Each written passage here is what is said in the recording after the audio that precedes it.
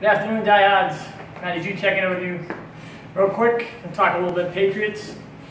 Just catch some people up on some of the last second moves that they've done in free agency over the last few days. I'm going to touch on a couple other things NFL related.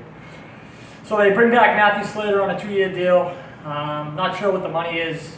If I had to guess, it's going to be no more than probably in between $2 and $3 million, somewhere in that range per year. Probably a little bit of a signing bonus. Just a real good special teams player.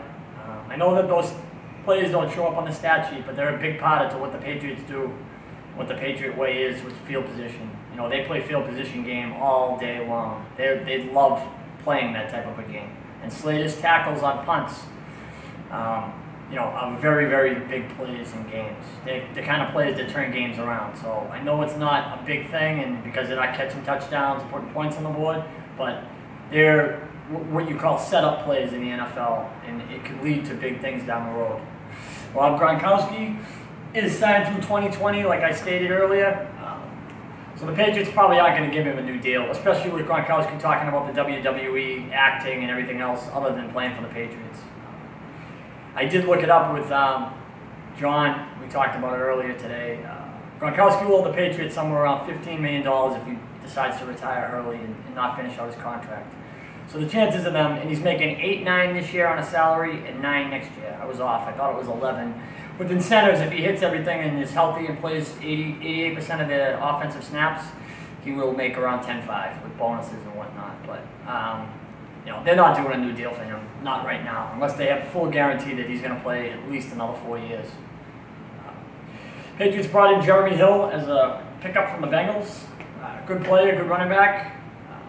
Has had a couple of tough years with Cincinnati the last couple of years, but he's a cowbell back. Can run through the tackles, catch the ball a little bit out of the backfield, and can make some good things happen. I think it's going to be interesting to see who they keep between him and Gillislee, because I'm not so sure they're going to be keeping both guys. They still could, go with the 4 running backs and have Burkhead and White in the mix. But I have a feeling they're going to draft a running back in the draft, and then if you draft a running back in the 3rd or 4th round, you got to have a roster spot for him.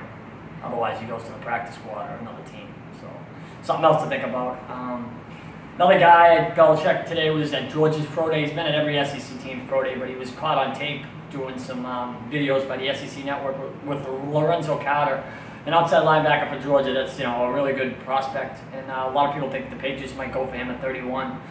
I'm not sure that's the direction they're going, but I could be wrong. Hopefully I am, because Carter can play.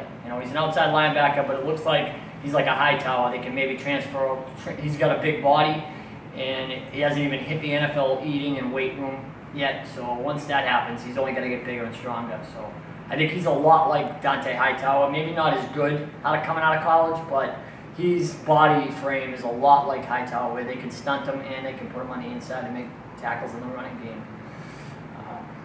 So it's it's early. Going to be doing a lot of stuff with the draft coming up in the end of April.